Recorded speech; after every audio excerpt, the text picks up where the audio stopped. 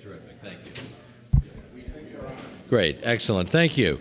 Well, thank you all for coming. I'm Colin Hanna of Let Freedom Ring, and I want to present to you an idea on tax reform that actually ought to unite everyone who thinks that the current tax code is too complicated.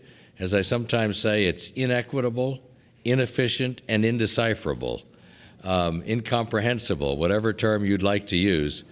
Does anyone want to guess what size the tax code is now? 70,000 pages plus in the form that the Commerce Clearinghouse publishes, which is the one that the typical tax practitioner, CPA, lawyer, and so on uses. 70,000 pages plus. How could you possibly understand that? How, even if you were a tax practitioner, could you really have full comprehension of 70,000 pages? And if you can't understand it, I would argue ipso facto it's unfair. I think everyone realizes that, and yet tax reform remains stuck. Why is it stuck? Because no single tax replacement concept has achieved majority support. There are people who promote the fair tax, people who promote the flat tax, any number of different variations. I think there's a couple of people in here who have a couple of ideas they'd like to float today. I'd like to hear them. My point is that we need to have a catalyst to break the logjam, if I can mix my metaphors. And this is that catalyst. Sunset the Tax Code is a legislative vehicle, H.R. 27 in the current Congress, that proposes to sunset or legislatively terminate the tax code on December 31st, 2019, thereby creating what in Congress is sometimes called an action-forcing event. As you know, Congress often doesn't take action unless they're forced to do so. So we are creating that kind of action-forcing event. If you do that, not only will Congress be forced to act, but tax reform will start to take a higher profile, greater prominence in the national discussion. It'll be a front-of-mind issue rather than a back-of-mind, backroom policy wonks issue. So we do not take a particular position on what the replacement tax code ought to be. Our goal is to simply set the stage for that debate to begin. But right now, that debate is going nowhere. This bill now has 127 co-sponsors. So it is about to be heard through the Ways and Means Committee. Our goal is actually to see if we could get an initial hearing through the Tax Writing Subcommittee of Ways and Means on or about Tax Day, April 15th, 2016. So that's our goal. I want to quickly introduce you to the website and then begin what this session is supposed to be, which is a conversation. So I encourage participation from all of you. The website is called sunsetthetataxcode.com. Not hard to remember. If you work your way through the website, you will see, let's see, I'm not used to using these IBM buttons here. This tells you a little bit about who we are in terms of what the mission statement is for this particular project. We have a number of frequently asked questions. Here is the actual text of H.R. 27. By the way, we talked about the tax code being a 70,000-page document. This is the entire text of H.R. 27. Scan it. There it is. Not complex, something that everyone can understand. For your information, this particular bill does not touch Social Security. It takes care of the rest of the tax code, but it leaves Social Security alone, largely because I think that ought to be a separate initiative. We're not saying that we think that the Social Security system is well constructed. We're just saying from a political standpoint, replacing the tax code is such a complex undertaking that if you were to include in that Social Security, even if you got the process started, you may never get it ended. One of the things that we have on this website is the ability to write to your member of the House and Senate, and I encourage everyone in here to do so.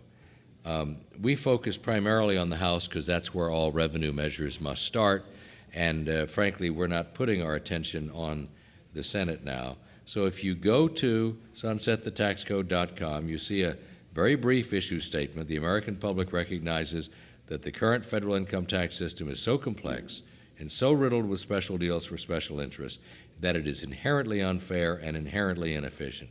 Our tax system is broken. We need reform. Congress must sunset the tax code and start over with something simpler and fairer. If you agree with that, and frankly, I can't see how you wouldn't, then here is a process by which you can write to your representative and tell them to sunset the tax code. You put in your name, your email, your zip code, and then it will bring up a text. Now, you can treat it like a petition where you simply say, yes, send, or it's an editable text, so you can modify it. You can perhaps add one of your own stories or someone else's experience that has come head-to-head with the incredible unfairness of the current system, and send it off to your member of Congress. The cool thing about doing it this way is that it does not go to them simply as an email. Emails are widely ignored in Congress. So are phone calls. They are tallied if there's a particular issue that they're curious about which side a constituent might be on. So they'll mark it down as one on this side or that side, but they are never read. So the member of Congress never gets to see it. This plugs into what's called their web form. If you go to almost any member of Congress's site, they say, we want to hear from you, and you fill out a form. That form goes to a different place than emails, and that is the form of communication which today members of Congress consider the single most important means of communication from constituents other than a face-to-face meeting. So not only does this provide you a nice editable text for you to express yourself, it also specifically connects to the form of communication that the member is most likely to see. So that's our proposal. We encourage your participation. Please go to sunsetthethaxcode.com. Please log in, give us your name and email address, and send off a letter to your member of Congress, and then we will stay in touch with you from this point forward. So that's it. I'd love to hear your thoughts, your reaction, and any particular programs or proposals that you have regarding taxes, with a proviso, a reminder that we are not taking a position on any particular tax replacement scheme as being better, because we don't want anyone to attack our effort as being merely a stalking horse for a particular scheme. But I'd love to have a dialogue about those. So that's my presentation. I'd love to hear your feedback. Thank you. Yes, sir. Please identify yourself. From? What is your position on the consumption tax? Well, that's one of the big questions, is whether it should be an income-based tax or a consumption tax. And again, we try to take no position on one or the other. Our argument is we ought to have that debate. Right now, that debate is taking place in the province of policy wonks. It's not in the front of mind of the American public. Promoting H.R. 27, getting it on the floor, sunsetting the tax code December 31st, 2019, is exactly the step that is needed in order for your question to be debated in a way that engages the entire public, not just the policy experts. Anyone else? Any other question or feedback? Yes, sir. Hey, Mr. Hanna, I'm from Pennsylvania. What has been, 127 members of Congress now, what's been the reaction or the response for some members that they have not signed on yet? What's been some of their dialogue that says they're hesitating to join you? Thank you for that question. I've had a number of conversations with members of Congress who've said, this is a great idea, but do you know where Speaker Ryan stands on this particular proposal?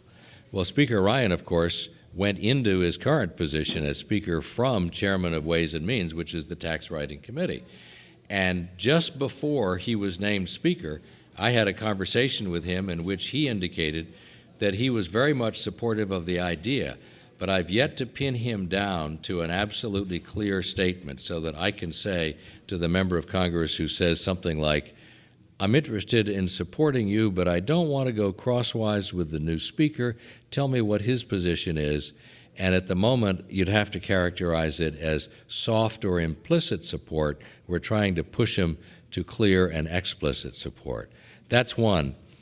One of the strangest objections that I have ever heard was from an actual member of the Ways and Means Committee, and his objection was, well, if you say you're going to sunset the tax code, that means that you're going to do away with the home mortgage deduction.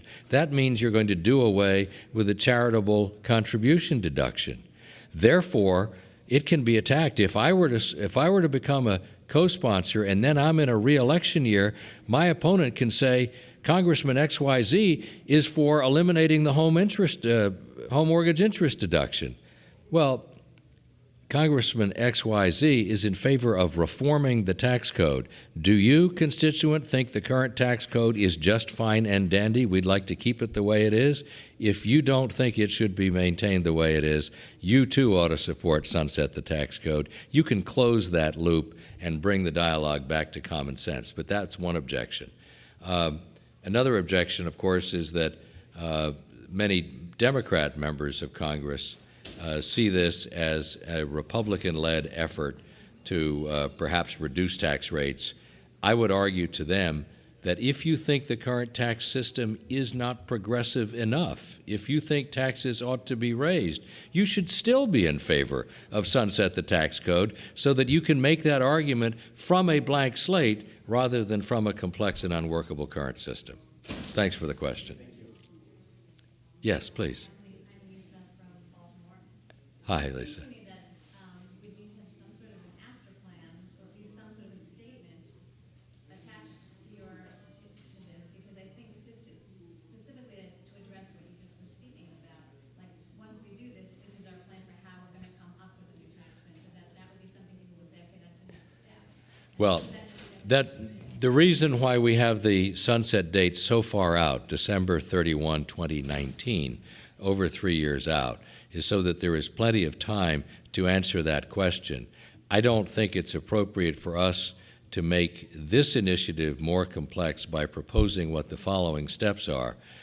We want to show the members of Congress in general and the Ways and Means Committee in particular that there is broad public support for the notion of ending the current tax code as step one in the tax reform process. You're describing step two.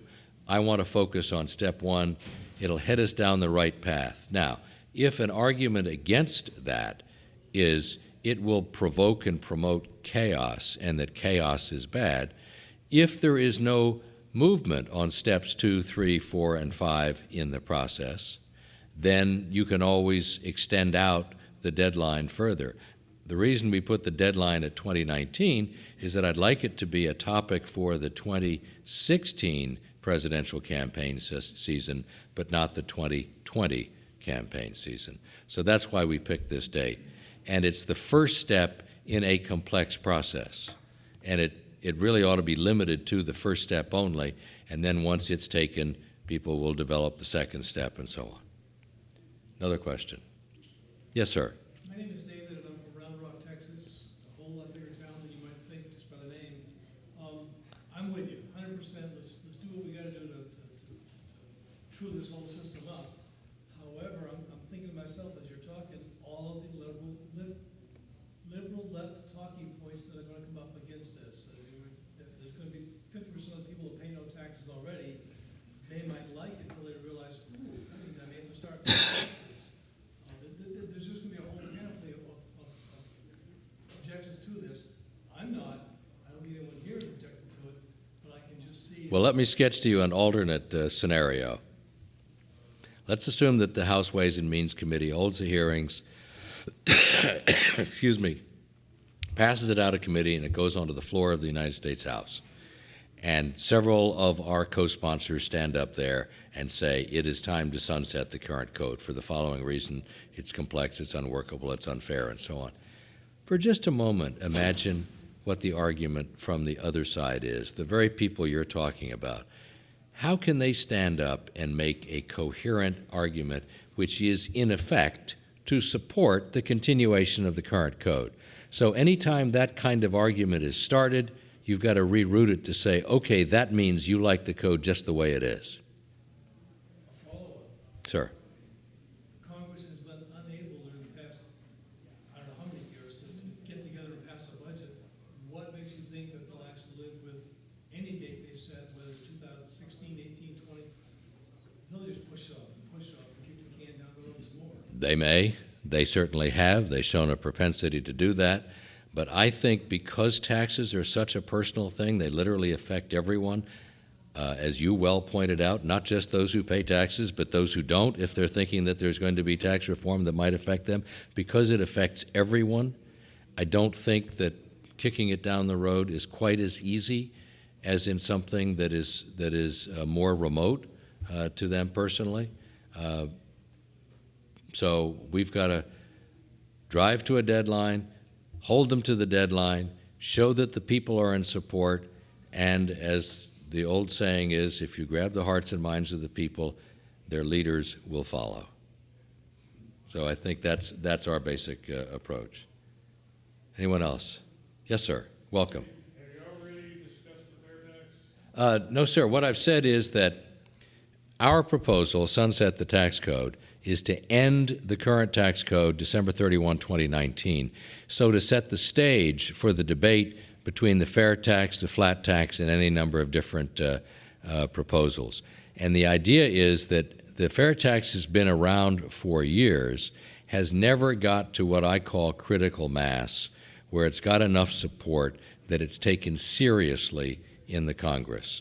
Sunsetting the current code and starting from a blank slate sets the stage for the very debate that I think you want to have happen.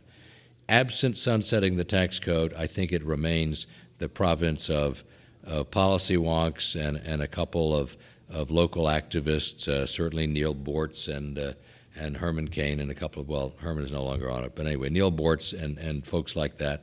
I think that's a debate we ought to have. Whether it's the fair tax, some other version of a consumption tax. The gentleman in front of you, before you came in, asked a question about a consumption tax. Certainly the fair tax is a variation of that. But we don't want our initiative to be seen as a stalking horse for the fair tax, the flat tax, anyone else's particular tax. Our whole approach is to unite all of those proponents in this as an action forcing mechanism so that the debate you want to have will take place on a stage that engages the entire American public. Sir. I don't think this is down the trail, but I'm just wondering, is any thought given to the amount of revenue the government will receive as a result of these various tax options? Well, sure. I mean, that's the debate. One of the questions is, what should our overall federal tax burden be?